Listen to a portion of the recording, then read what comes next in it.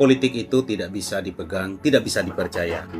Politik lahir dari kepentingan bukan dari kejujuran murni. Politik pada dasarnya adalah seni mengelola kepentingan. Masalahnya kepentingan sering berubah, bertabrakan dan saling menekan.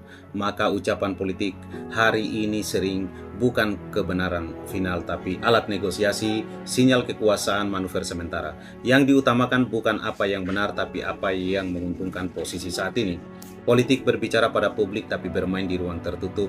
Yang rakyat dengar adalah narasi yang elit lakukan sering transaksi.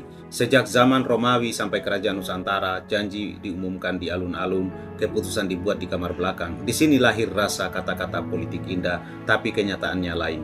Bukan karena semua politisi jahat, melainkan karena sistem memaksa kompromi yang tak selalu bisa diumumkan ke publik.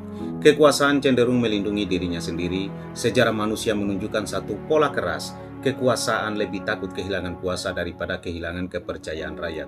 Akibatnya janji bisa direvisi, sikap bisa dibalik, musuh hari ini jadi kawan besok. Maka publik belajar dari pengalaman, jangan pegang kata-kata, lihat arah dan tindakannya.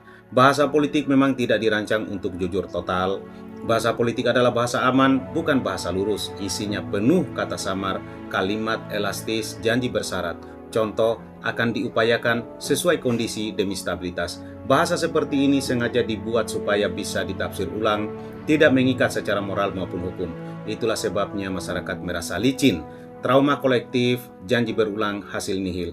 Ketidakpercayaan bukan muncul tiba-tiba, ia dibangun dari pengalaman panjang. Janji kesejahteraan, ketimpangan tetap, janji hukum adil, hukum tumpul ke atas, janji reformasi wajah lama, baru berwajah lama, baju baru. Dari trauma inilah lahir kearifan pahit rakyat. Politik itu jangan dipercaya, cukup diawasi. Tapi penting, politik tidak identik dengan politisi atau tidak sama dengan politisi.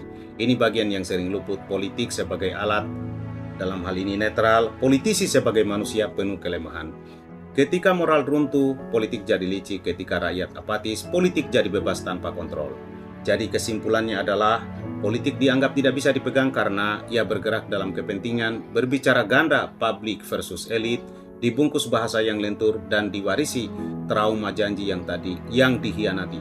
Maka sikap paling sehat bukan percaya, membabi buta, juga bukan membenci total, tapi kritis, ingat sejarah, ukur dari tindakan, dan terus mengawasi.